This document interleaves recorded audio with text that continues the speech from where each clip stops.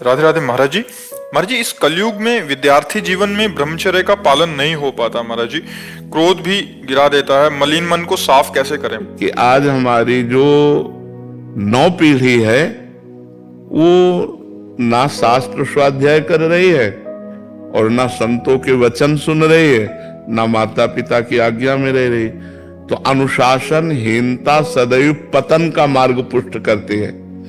अगर हम अनुशासित जीवन व्यतीत करें तो उन्नति का मार्ग हमें मिल सकता है। माता पिता का अनुशासन, शास्त्र का अनुशासन, संत गुरुदेव का अनुशासन, तो हम आगे बढ़ सकते हैं। तो पहले क्या था कि नवीन बच्चों को परिवार से अलग करके गुरुकुल में रखा जाता था, जिससे वहां उनको ब्रह्मचर्य की त्रिकाल संध्या, भगवत आराधना, वैदिक सिद्धांत, मनुष्य जीवन की उन्नति के क्या क्या लक्षण होने चाहिए, अवनति किन किन कारणों से होती है, वो सब ज्ञान होता था। अब अध्यात्म की तो शिक्षा हो ही नहीं रही है, आधुनिक शिक्षा ही हो रही है। आधुनिक शिक्षा में इतनी क्षमता नहीं है कि वो हमारे मन को रोक सके। आधुनिक शिक्षा में इतनी क्षमता नहीं है कि हमारे मन को रोक सके या शांत कर सके। ये केवल आध्यात्मिक शिक्षा में ही दम है। तो आध्यात्मिक शिक्षा विहीन आधुनिक शिक्षा में अब वो अपने माता पिता का अपमान करना, नाना प्रकार की क्रियाओं द्वारा ब्रह्मचर्य को नष्ट करना, व्यसन करना, इसमें हमारी नई समाज बढ़ती चली जा रही है। आप देख लो, छोटे छोटे बच्चे हस्तमैथुन का शिकार हो रहे हैं। छोटे छोटे बच्चे गंदे वीडियो देख करके बॉयफ्रेंड गर्लफ्रेंड, छोटे छोटे बच्चे व्यसन करने लगे हैं। अधिकतर जो माता पिता के अनुशासन में नहीं है, जो शास्त्रों का अनुशासन पालन नहीं करते, तो इसलिए आज जरूरत है अध्यात्म शिक्षा की।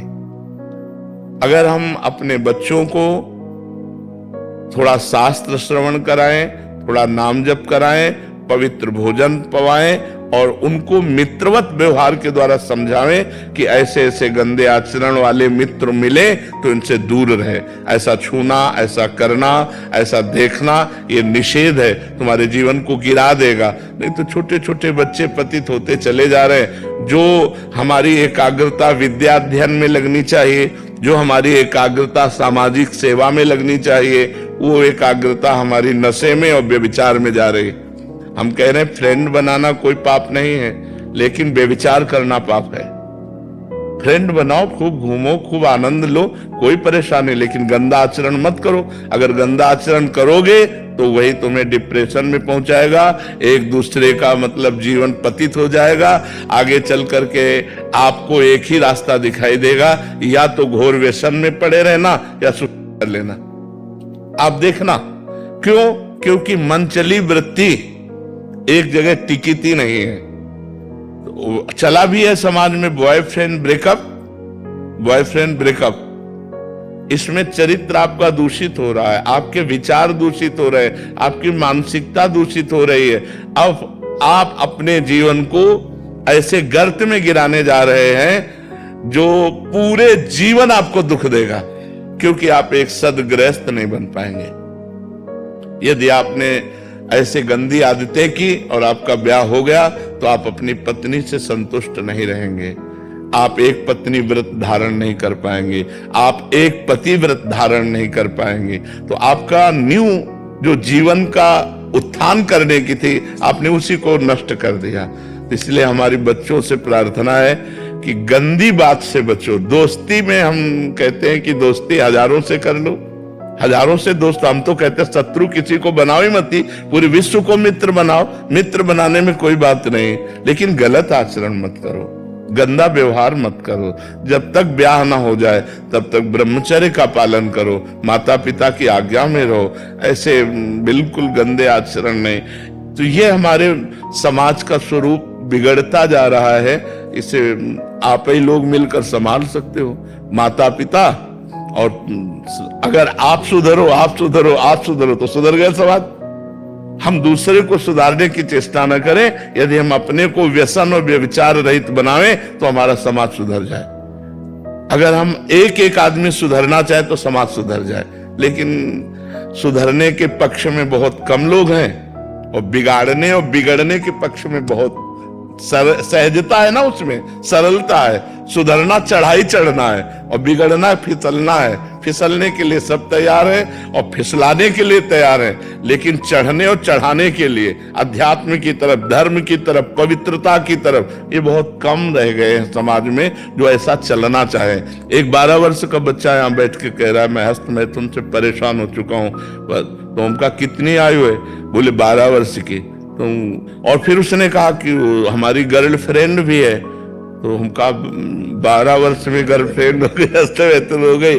तो मतलब ये छोटी छोटी अवस्थाओं के बच्चे इतने गंदे स्तर में गिर रहे हैं, तो क्या होगा, समाज का क्या होगा? कॉलेज आदि में यही ट्रेंड चल चुका है महाराज जी। तो कैसे महाराज जी सुधार होगा?